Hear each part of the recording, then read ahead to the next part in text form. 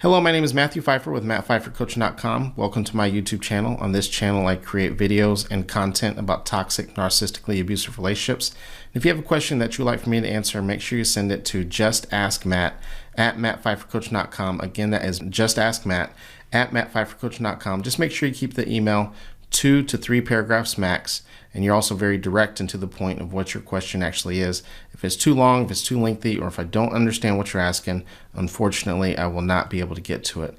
The fastest way to work with me, though, is to go to the links below, and you can see several different services and courses that I offer that we can connect and that you can get more education on toxic, narcissistically abusive relationships. Also, make sure you hit the subscribe notification and you hit the bell notification so you're notified each and every single time I upload a new video. I upload new videos on this channel 5 days a week, Monday through Friday. With all that being said, let's get into today's email.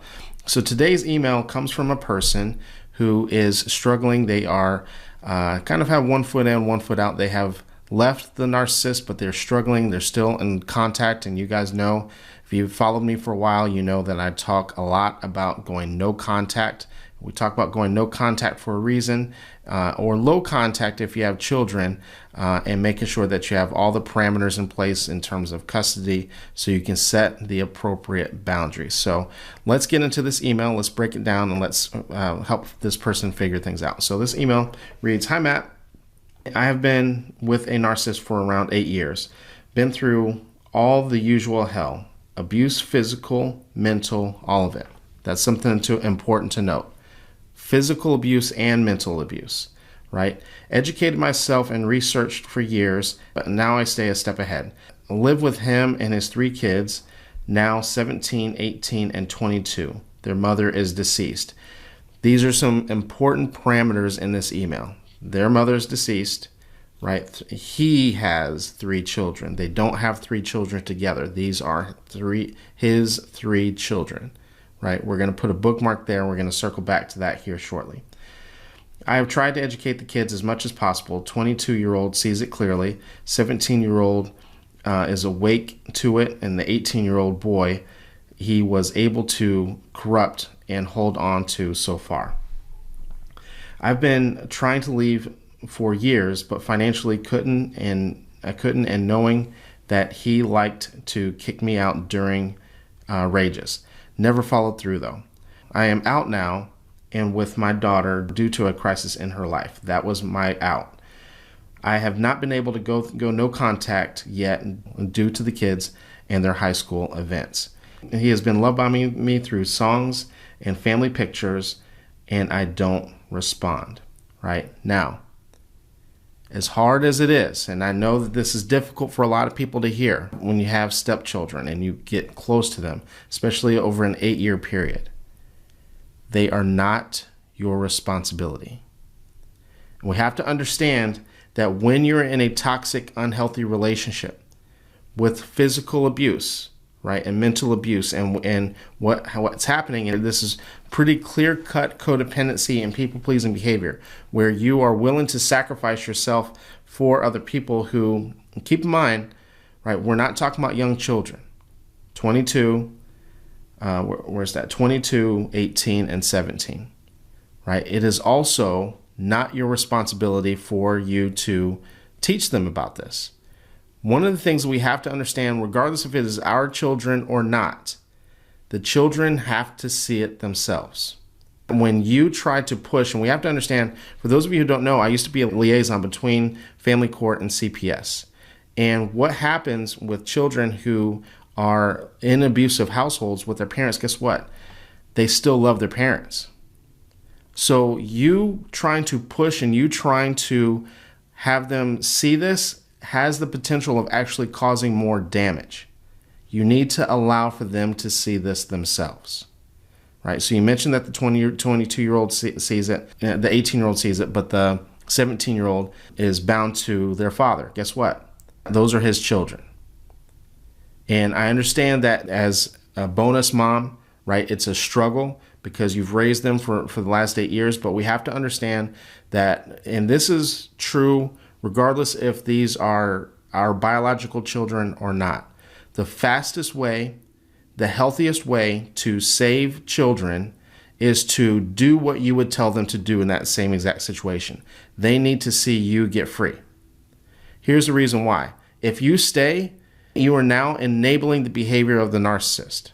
And so what you're telling the children is that the behavior that they see and the behavior and the mistreatment that they're witnessing day in and day out is okay.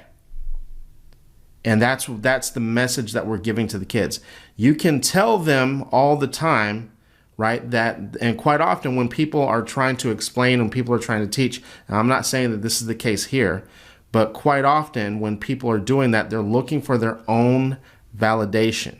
They want other people to agree with them. They want other people to be able to see it, so then they feel better that they're not going crazy themselves.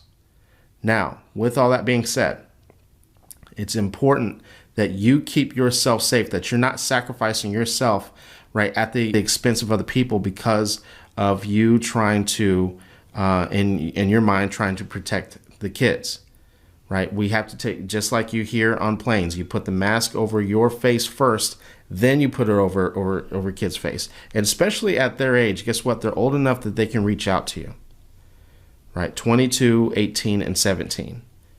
They have the ability to call you. They have the ability to reach out to you, right? And so we have to begin to reassess what this relationship looks like, because you are in an unsafe place and you are creating a dynamic that's actually unsafe and unhealthy for them too. Let's get back into this email.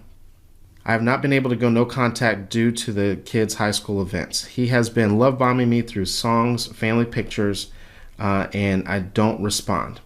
I have seen him in person for events and dinners, and he says that he misses me and all that trash. I do not say anything to him nasty. I just keep biding my time to figure out things to cut things off with the kids. So he has been friendly and love bombing, etc. Then the other day, I get a call from a close friend, somewhat mutual friends. I and his 22-year-old daughters are closer than he is to them. The wife received an anonymous text saying her husband and I are having an affair. This, of course, is 1,000% not true. The only person it could be coming from is him. No other link between us. They don't believe it, of course, but it's embarrassing, and I'm haunted in my dreams of what's next. This is the question, and this is something that's very, very important for us to take away. How do I have peace and deal with this and what's to come? The very quick answer to that is you don't. Quite often, we deny our own feelings and our own emotions, and we won't accept the things that are actually happening, right? You want peace because you don't want to make a difficult decision, right? And so a lot of times and I'm seeing a theme. You want validation from the children. You want validation from the friends that you're talking about here, right? But you're not validating yourself with it, which is some strong indicators of codependency and people-pleasing behavior, right? And so you want peace in the midst of this chaos. Why do we want that? Because you know that if you can have peace in the midst of this chaos, then you don't have to make the difficult decision. Quite often we want all the people and all the situations around us to change, right? So then we don't have to make the difficult changes and the difficult decisions ourselves. Instead of you trying to have peace in the midst of this chaos, you need to accept this for what it is, that this is chaotic, that he's creating drama, and that this is intentional, right? That this person is abusive. We need to get to a place of accepting that the truth and the reality of what this relationship actually is. Abusive, narcissistic, right? That this is problematic, right? And when we get to a place of accepting, then it's going to make the dominoes are going to start to fall, and you're going to be able to have a much more clear path of the decisions that you need to make. Because one of the things that you're saying is that, I'm hearing a lot of, I don't know how to get out. I don't know what to do, right? We need to get to a place of accepting the fact that you are not going to change this person. You're not going to change the kids. You have no power. You have no control, zero, to change other people or to change the circumstances in this situation. right? And so once we get to a place of realizing that, then transition to, if I can't change the circumstances, then guess what? I need to start making some different decisions for myself. Thank you very much for writing in. Anyone else who would like for me to answer a question for you, make sure you send it to justaskmatt@mattpfeiffercoach.com. Again, that is justaskmatt@mattpfeiffercoach.com. Make sure you keep that email 2 to 3 paragraphs max, and you're also very direct and to the point of what your question actually is. If it's too long, if it's too lengthy, unfortunately, I will not be able to get to it. Also, once again, the fastest way to work with me is to connect with me for a one-on-one coaching session. I also have other services that are available down in the links below. With all that being said, thank you very much, and I will talk to you soon.